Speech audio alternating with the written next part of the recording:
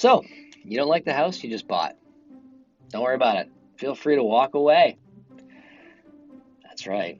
Welcome to today's Real Estate Rambling, and welcome to 2023, where as of January 3rd in British Columbia, buyers of residential real estate are now free to back out of their purchase agreement. Maybe not free is not the best word, but stay tuned for more details. In the meantime, click on the subscribe button below for some future ramblings. Stay tuned.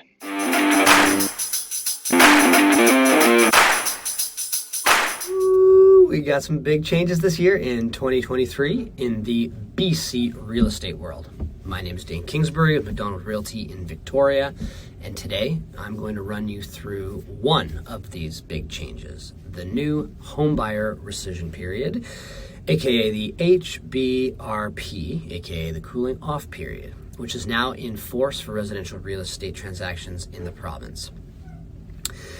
First, maybe let's do some background. In November last year, the BC government announced they would be introducing the HBRP, also known as the cooling off period, effective January 3rd, 2023, as a consumer protection measure to give home buyers time to consider whether a purchase is right for them. HBRP gives buyers the right to rescind their offer up to 3 business days after the offer is accepted. If a buyer changes their mind and chooses to use their right of rescission, they must pay a 0.25% fee to the seller, an inconvenience fee, we'll say. The province claims this 3-day cooling off period will help ensure all home buyers have an opportunity to conduct their due diligence, such as securing financing or arranging home inspections. This is, for all intents and purposes, true, and it sounds very welcoming coming out of the sort of intense, very active sellers market we have sort of left. However, there are some mixed feelings out there circling this new legislation, one of which is the timing of it. Considering the market was and still is organically slowing, shifting into a more balanced territory in most areas, the vast majority of the offers that we're seeing are now conditional offers. And in these circumstances, one has to wonder, what purpose does the cooling off period really serve? Is it just another case of the government jumping in with a little too late to save the day? Another perspective we have heard comes from property owners, aka sellers, many of whom are asking, what about us? Before the introduction of the HBRP, the contract of purchase and sale was irrevocable by both parties from the time of acceptance, with the exception being for any conditions that need to be satisfied, be that for sellers or buyers. Typically, though, they are being in favor of the buyer in order to provide them time to do their due diligence, the inspections and the financing. But now under the new legislation, an accepted contract of purchase and sale, though still irrevocable by the seller from acceptance, it is not for the buyer, even if it is an unconditional offer. So once the seller agrees to the terms of a contract, what if they decide that they don't want to sell under these particular agreements? The buyers are being afforded time. Maybe the sellers were emotional and didn't think it through. But basically, the buyers being provided under this new legislation the ability to walk away while sellers are handcuffed to it. Reiterating the government's words, it's a consumer protection measure, and it's to give home buyers time to consider whether a purchase is right for them. Is the sale decision right for the seller? Too bad. Before the addition of the cooling off period, it was fair. Is it fair now for only the buyer to have the ability to unilaterally walk away while the seller's hands are tied? Good question. Okay, thoughts and feelings aside, of course, it is now law and it must be adhered to, so let's cover a few other details and some questions that continue to come up from our clients. A question that we are seeing is, how does it differ from a subject removal period?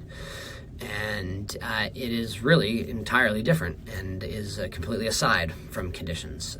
And it is more applicable in times where unconditional offers are being made, so that they do have 3 days to think about it. However, when there is a conditional offer on the table, the 3-day rescission period can still be used for any reason whatsoever for the buyer to walk away, so long as they pay that 0.25% rescission fee. A buyer in the first 3 days can just now walk away because, I don't know, they don't believe in unicorns anymore, for example. Whereas if a buyer cannot fulfill their conditions, say they can't get financing, then they would not be able to remove that condition to financing. There's no fee associated with that, so that's sort of business as usual.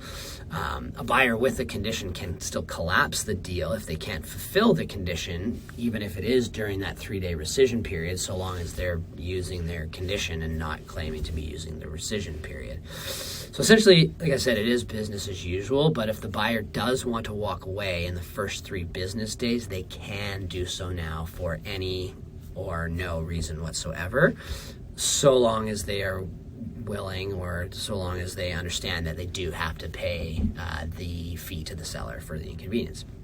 Next question. What types of properties does the HBRP apply to, and which ones are exempt? So on the whole, not all properties are included in the HBRP legislation. The rescission period, though, does apply to the vast majority of everyday traded residential properties, including your detached houses, your semi-detached houses, townhouse, apartment, duplex, strata lot, aka a condo. It also applies to manufactured homes that are affixed to the land, and it also applies to co-ops, so cooperative interest in real estate. And there are a few exceptions of properties that are not covered under the legislation, and those include, or I should say, the following properties are excluded from the HBRP, and those are residential property that's located on leased land, a leasehold interest in residential property, residential property that is sold at auction, and residential property that is sold under court order or the supervision of court, so foreclosures, etc. Next question, when does the 3-day cooling off period start? And what happens if a deposit is not being held, i.e. how is the seller paid the rescission fee if the buyer invokes their right of rescission? The cooling off period it begins on the first business day after the day of acceptance of the offer. So if you get an accepted offer on a Saturday, let's say, then Monday would be day 1 of the rescission period, with Wednesday at midnight being the final day for the buyer to rescind. Now that's obviously assuming that there's no holidays within, because it is business days. There does not have to be a deposit held to cover the buyer's rescission fee. I mean, it wouldn't hurt if there was one. If there is no deposit held, which is probably going to be the case in most situations, then it is the seller's responsibility, as per legislation, to get it from the buyer if the buyers do not obviously willingly send it over. Now, in all reality, as this all plays out, I would think that realtors will ultimately be in the middle, sort of chasing down any required funds that do not change hands in a timely fashion for their clients. Next question here. How much is the rescission fee? And I've already covered it before, but again, it's 0.25% of the accepted offer price. And par example, that would be $1 million purchase price. Then your rescission fee would be $2,500.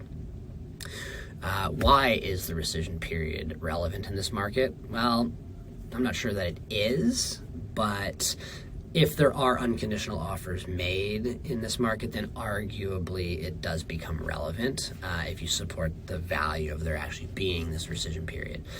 But in reality, in my humble opinion, if a buyer does not intend to move forward and do their due diligence and investigate the property to satisfy their conditions, inspections, and financing, then should they really be writing an offer in the first place? That's just me. Another question here. Does the rescission period automatically allow the right to access of the property? Example for an inspection. The answer is no, it does not. The rescission period has nothing to do with inspections. It has nothing to do with access of the property specifically. It is just there to give a buyer a few moments to ponder their decision on the whole and possibly plan some things like inspections. Now that said, you can always add additional language language to any contract that, if accepted, the seller does allow buyer access to view within a reasonable time and with reasonable notice during that 3-day rescission period, but it would have to be added in. But let's close this out. I think this is long enough and does summarize everything that's in this. But finally, the period is mandatory and it cannot be waived. The rescission fee is paid directly to the seller, not via realtors' brokerages, with the exception being that if it is part of a deposit that is being held in trust, then the brokerage will release it upon any rescission. And if there is a balance, it will be returned to the buyer regardless of what is provided in the contract, because that's the legislation. The enforcement mechanisms for the rescission fee and for any deposits that may need to be returned is a little unclear. So that's going to unfold, I think, as time progresses.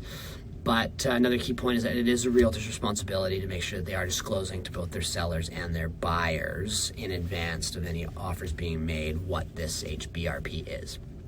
I think that's enough to digest for now, so until my next real estate ramble session, I'm Dane Kingsbury in beautiful Victoria, BC.